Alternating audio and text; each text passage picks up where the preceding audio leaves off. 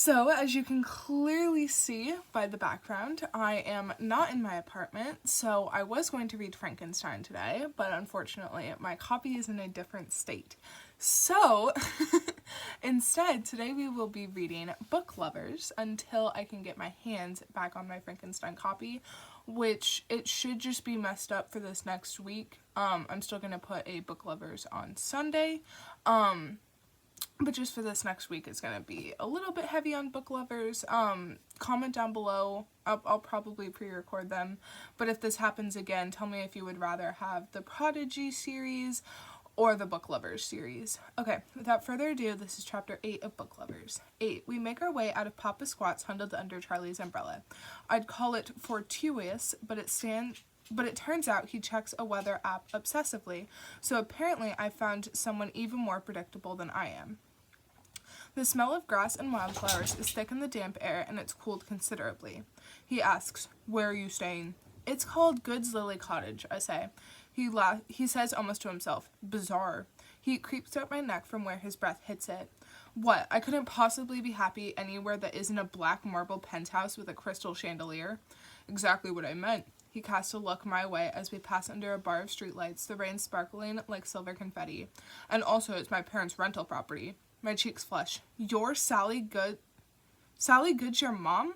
You grew up next to a horse farm?" "What?" he says. "I couldn't possibly have been raised anywhere but a black marble penthouse with a crystal chandelier. Just hard to imagine you belonging anywhere in this town, let alone so close to a manure pyramid." "Belonging might be overstating things," he says acidly. "So, where are you staying?" "Well, I usually stay at the cottage," he says, another sidelong glance at me through the dark. But that wasn't an option. His smell is so uncannily familiar, but I still can't place it. Warm with a slightly spicy edge, faint enough that I keep catching myself trying to inhale a lungful of it. "Then where?" I ask. "Your childhood bedroom?" We pause at the dead-end street the cottage sits on, and Charlie sighs. "I'm sleeping in a race car bed, Nora. Are you happy?" Happy doesn't begin to cover it. The image of stern-browed, highly polished Charlie tucked into a plastic Corvette and scowling at his Kindle makes me laugh so hard it's a struggle to stay upright. He's probably the last person I could picture in a race car bed aside from myself. Charlie hooks an arm around my waist as I keel over. "Little reminder," he says, keeping me moving down the gravel lane. "That is far from the most embarrassing thing one of us has said tonight." I get out. "Were you like a NASCAR kid?" "No," he says, "but my dad never stopped trying." I devolve into another fit of laughter that threatens to tip me over. Charlie pulls me against his side. "One foot in front of the other, Steffens." "Mutually assured destruction indeed," I cry. He starts to lead me up the hillside, and immediately my heel sinks into the mud, pinning me to the ground. I take another step, and the other heel punctures the mud too. An indignant half-shriek rises out of me. Charlie stops, sighing heavily as he eyes my shoes. "Am I going to have to carry you?" "I am not letting you give me a piggyback ride, Lostra," I say. "And I," he replies, "am not letting you destroy those poor innocent shoes.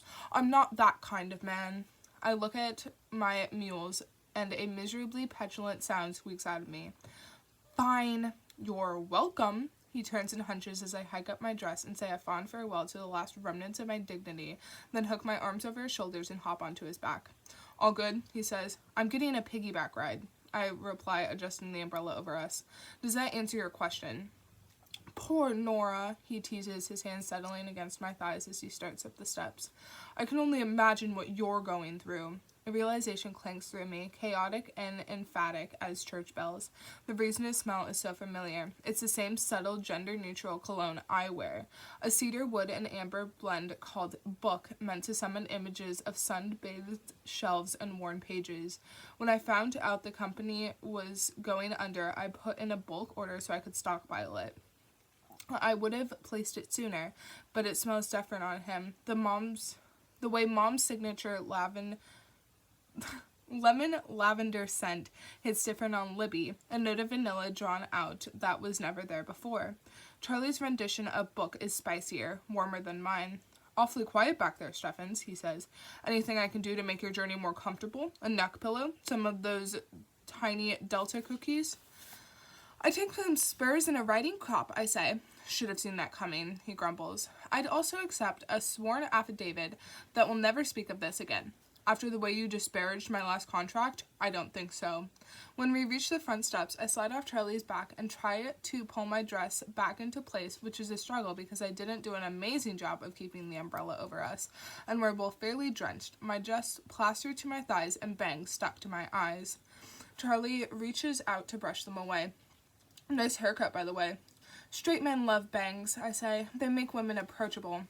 Nothing more intimidating than a forehead, he says, although I sort of miss the blonde. And there it is, that mushroom cloud of want low in my belly, a twinge between my thighs. It's not natural, I announce. Didn't think it was, he says, but it suits you. Does it look vaguely evil, I guess? He splits into a rare, full grin, but only for a second, just long enough to send my stomach flipping. I've been thinking. I'll call a news crew immediately. You should scratch number 5. Number 5? On the list. I palm my face. Why did I tell you about that? Because you wanted someone to stop you from going through with it, he says. The last thing you need is to get mixed up with someone who lives here. I drop my hand and narrow my eyes at him. Do they eat outsiders? Worse, he says. They keep them here forever. I scoff. Lasting commitment. How terrible. Nora, he says, tone low and chiding. You and I both know you don't want that epilogue. Someone like you, in shoes like that, could never be happy here. Don't get some poor pig farmer's hopes up for nothing. Okay, rude, I say. Rude? He steps in closer, the searing fluorescent light over the door, casting him in stark relief, etching out the hollows beneath his cheekbones and making his eyes gleam. Rude is declaring the entire dating pool of New York City tainted just because you managed to pick 4 assholes in a row. My throat warms, a lump of lava sliding down it. Don't tell me I hurt your feelings, I murmur. You of all people should know, he says, gaze dropping to my mouth. We surly, monochromatic literary types don't have those. In my head, Nadine Winter's voice is screaming, abort, abort, this fits into no plan. But there's a lot of rushing blood and tingling skin for the words to compete with. I don't remember doing it, but my fingers are pressed against his stomach, his muscles tightening under them. Bad idea, I think in the split second before Charlie tugs my hips flush to his.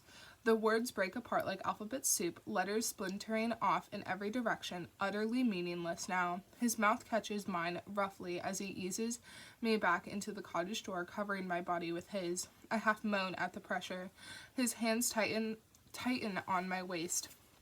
My lips part for his tongue, the tang of beer and the herbal edge of gin tangling pleasantly in my mouth. It feels like my outline is dissolving, like I'm turning to liquid. His mouth skates down my jaw, over my throat. My hands scrape through his coarse, rain-soaked hair, and he lets out a low groan, his hand trailing to my chest, fingers brushing over my nipple. At some point, the umbrella has clattered to the ground. Charlie's shirt is plastered to him. He palms me through my damp dress, making me arch. Our mouths slip together. The last dregs of beer and gin evaporate from my bloodstream, and everything is happening in high definition.